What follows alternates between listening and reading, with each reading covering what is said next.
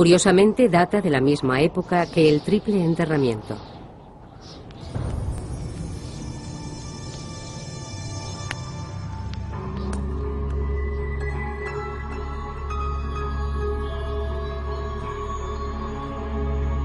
Un arqueólogo encontró este pequeño objeto en la orilla del Danubio, en 1908. Es de menor tamaño que la palma de una mano y se asemeja a una mujer con el pelo corto, pechos voluptuosos y unas caderas y unos muslos exageradamente grandes. Después de esta, se han hallado muchas figuras similares. Esta estatua de arcilla procede del mismo yacimiento del enterramiento. De nuevo, muestra énfasis en los pechos, las caderas y los muslos. ¿Qué serán estas extrañas figuras? ¿Se trata de diosas de la Edad de Piedra? ¿El icono sexual de la prehistoria? ¿O son solamente arte?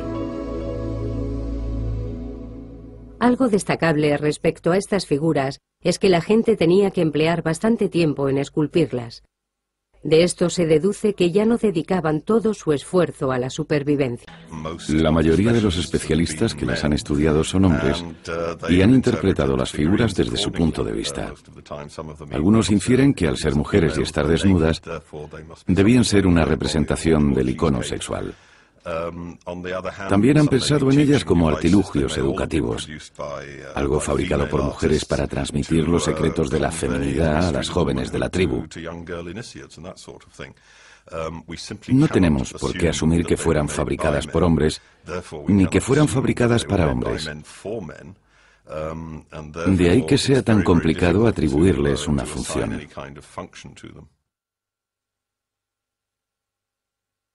Tal vez no sean diosas madre ni iconos sexuales, pero sin duda lo que no muestran constituye una pista tan elocuente como lo que muestran. Quizás hace 25.000 años asistimos por primera vez a la creación de la categoría sexual.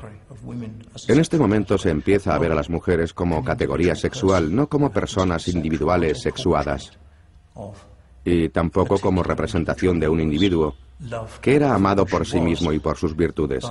Eran simplemente un objeto de deseo, algo sin voluntad propia, algo que se podía poseer y con lo que se podía comerciar, algo sin rostro. Si Taylor tiene razón, las Venus indicarían que por primera vez la función sexual de las mujeres tiene prioridad sobre su función como individuos. Y este concepto esencial ha sido reflejado en más representaciones, como los grabados en las paredes de las cuevas durante ese mismo periodo. Cuando a principios del siglo XX los arqueólogos encontraron estas figuras, no dudaron en identificarlas como vulvas femeninas. Les han dado nombres extraños, como vulvas estilizadas, vulvas esquemáticas, vulvas inacabadas, incompletas y muchas otras denominaciones. Incluso se llegó a interpretar una única línea grabada en la pared como la hendidura aislada de una vulva.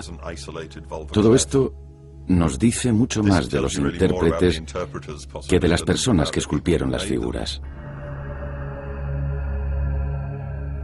Los problemas que vemos en la prehistoria son los que nosotros mismos proyectamos, porque pensamos que siempre ha sido igual. Estamos aplicando la perspectiva del presente al pasado. Pero a pesar de las dificultades para interpretar los artilugios antiguos, los expertos creen que hace unos 25.000 años se produjo un cambio en la historia humana, y a partir de entonces se vio a la mujer como un objeto y no como a una igual. En un determinado momento de la prehistoria, los seres humanos decidieron regular las relaciones sexuales entre los hombres y las mujeres. ¿Pero por qué tuvieron esa necesidad?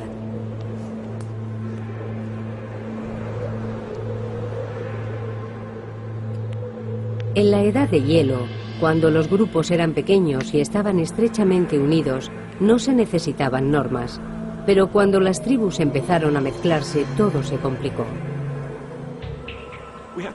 Recordemos que estos pueblos están muy diseminados por el territorio. Quizá estemos hablando de una densidad de población de una persona por cada 1000 kilómetros cuadrados. Esa sería más o menos la media. Las posibilidades de que un hombre encontrara a una mujer de su misma edad y disposición eran muy escasas. Por eso, cuando se juntaban dos grupos, aprovechaban la oportunidad de relacionarse.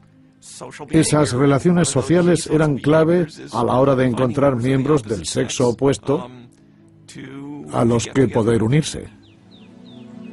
La colina en la que se realizó el triple enterramiento era uno de los puntos de encuentro más populares de Europa. Las tribus se congregaban aquí y, aunque tenían hábitos y dialectos diferentes, se reunían para hablar, comerciar y conocerse. Dolní Bestonice es básicamente la colina que domina el valle.